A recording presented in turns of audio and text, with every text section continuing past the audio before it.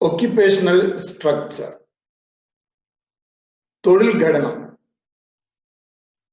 By occupational structure, we mean the distribution of workforce in different occupations. വിവിധ തൊഴിൽ മേഖലകളിലായി നമ്മുടെ work force എങ്ങനെയാണ് distribute ചെയ്യപ്പെട്ടിരിക്കുന്നത്, അല്ലെങ്കിൽ നമ്മുടെ ആളുകൾ ഏതെല്ലാം തൊഴിലാണ് ഏർപ്പെട്ടിരിക്കുന്നത്, അതിനെയാണ് നമ്മൾ ഒക്യുപേഷണൽ സ്ട്രക്ചർ എന്നുകൊണ്ട് അർത്ഥമാക്കുക. All occupations in which the labor force earns its living are divided into three groups: primary sector, secondary sector and tertiary sector. നമ്മുടെ ആളുകൾ ഏർപ്പെട്ടിരിക്കുന്ന തൊഴിൽ മേഖലയെ നമുക്ക് മൂന്നായിട്ട് വിഭജിക്കാം, മൂന്ന് മേഖലകളായിട്ട് വിഭജിക്കാം.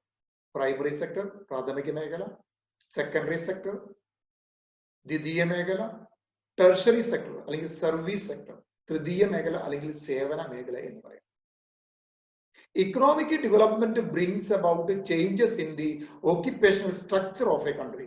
ഒരു രാജ്യത്തിന്റെ തൊഴിൽ ഘടനയിൽ മാറ്റം ഉണ്ടാക്കുന്നത് ആണ് സാമ്പത്തിക വളർച്ച. എന്ന് പറഞ്ഞാൽ സാമ്പത്തിക വളർച്ച ഉണ്ടാകുമ്പോൾ തൊഴിൽ ഘടനയിൽ സ്വാഭാവികമായ മാറ്റം ഉണ്ടാകും. ഇപ്പൊ കോളിൻ ക്ലാർക്ക് പറയും പോലെയാണെങ്കിൽ എന്താണ്, ഈ സാമ്പത്തിക വളർച്ചയും തൊഴിൽ ഘടനയും തമ്മിൽ അഭേദ്യമായ ബന്ധമുണ്ട് എന്നാണ് അദ്ദേഹം പറയുക.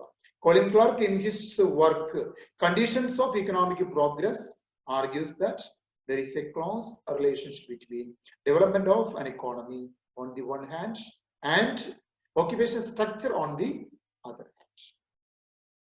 Okay. The occupational structure of the Indian economy is lopsided. നമ്മുടെ ഒരു തൊഴിൽ ഘടന എന്ന് പറയുന്നത് ഒരു വൺ സൈഡഡ് ആണ്. എന്താണ് പറയുന്നത്? There is a heavy dependence in agriculture. നമ്മുടെ ആളുകളിൽ ഭൂരിഭാഗം ആളുകളും അവരുടെ ഉപജീവനത്തിന് വേണ്ടി ആശ്രയിക്കുന്നത് കൃഷിയാണ്. അതുകൊണ്ടാണ് അതിന് ലോപ്പ് സൈഡ് എന്ന് പറയുന്നത്. Around 2/3 of our population, our working population, derives their subsistence from agriculture. ഏകദേശം 2% ആളുകളും അവരുടെ ഉപജീവനത്തിന് വേണ്ടി ആശ്രയിക്കുന്ന കൃഷി, യാതൊരു സംശയം. Up to 1970s, the occupational structure of India did not change a bit.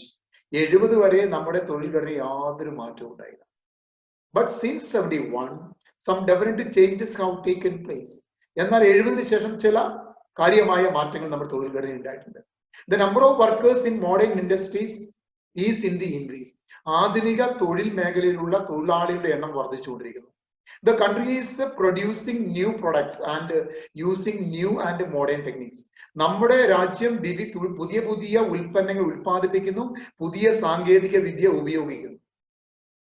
Furthermore, there is an impressive expansion of job opportunities in services like education, health, science, etc. ശാസ്ത്രം, വിദ്യാഭ്യാസം, ആരോഗ്യ മേഖലകളിലൊക്കെ ധാരാളമായിട്ടുള്ള തൊഴിലവസരങ്ങൾ ഉണ്ടായിക്കൊണ്ടിരിക്കുന്നു.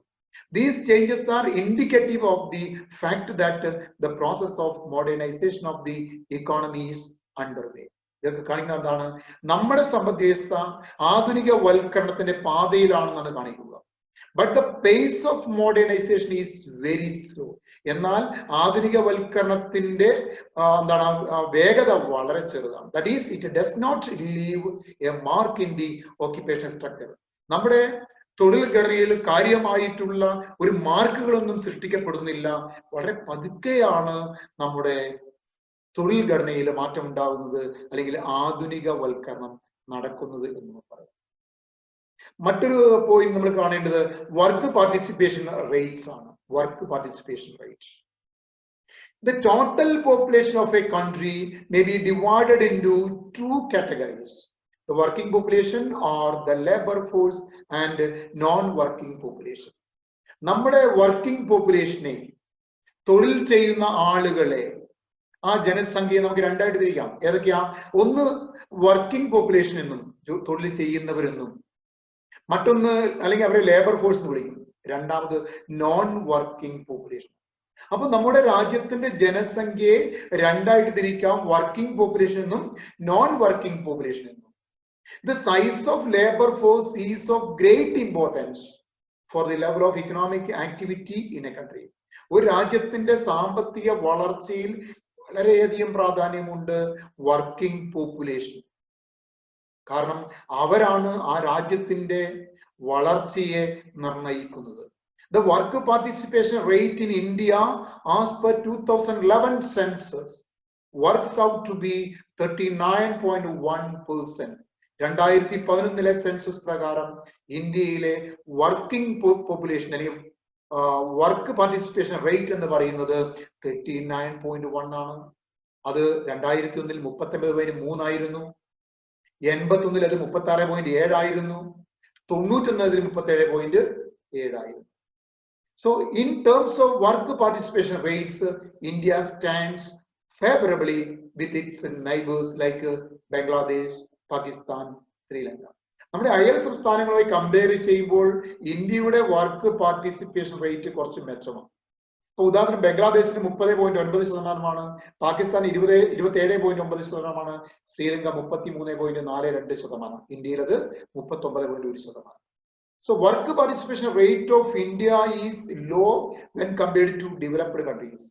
എന്നാൽ വികസിത രാജ്യവുമായി കമ്പയർ ചെയ്യുമ്പോൾ നമ്മുടെ വർക്ക് പാർട്ടിസിപ്പേഷൻ റേറ്റ് വളരെ കുറവാണ്. This low work participation rate in India focused attention into implications. ഈ രണ്ട് മേഖലകളെ നമുക്ക് പരാമർശിക്കേണ്ടിയിരിക്കുന്നു. എന്തുകൊണ്ടാണ് നമ്മുടെ വർക്ക് പാർട്ടിസിപ്പേഷൻ റേറ്റ് കുറഞ്ഞിരിക്കുന്നത്? The number of dependents in the working population is higher in India than in some of other countries. നമ്മുടെ രാജ്യത്തെ ഡിപ്പെൻഡൻസി റേറ്റ് വളരെ കൂടുതലാണ് മറ്റ് വികസിത രാജ്യവുമായി കമ്പയർ ചെയ്യുമ്പോൾ. The low work participation rate coupled with the low productivity of the workers is responsible for to a certain extent for the poverty prevalent in the country. ഇനി എന്താണ്? നമ്മുടെ ഉൽപാദനക്ഷമത വളരെ കുറഞ്ഞിരിക്കുന്നു. മറ്റു രാജ്യങ്ങളുമായി കമ്പയർ ചെയ്യുമ്പോൾ നമ്മുടെ ഉൽപാദനക്ഷമത വളരെ കുറവാണ്. അതുകൊണ്ട് തന്നെ നമ്മുടെ രാജ്യത്ത് ധാരാളമായിട്ടുള്ള ലാർജ് സ്കെയിൽ പോവർട്ടി ഉണ്ട് എന്നതാണ്.